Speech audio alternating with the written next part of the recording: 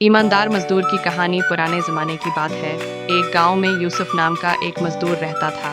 वो गरीब ज़रूर था, लेकिन नहायत ईमानदार और मेहनती था। दिन रात सख्त काम करता और जो भी कमाता हलाल तरीके से कमाता।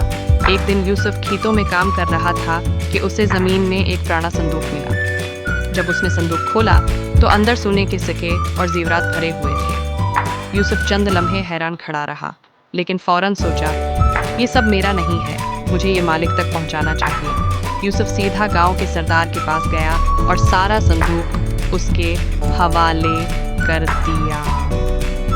सरदार ये देखकर हैरान रह गया और बोला, यूसुफ, इतनी दौलत पाकर भी तुमने चोरी नहीं की। यूसुफ मुस्कुराकर बोला, सरदार जी, जो मेरा हक है वो मेरी मेहनत है। किसी और का माल खाना मेरे ईमान के खिलाफ है।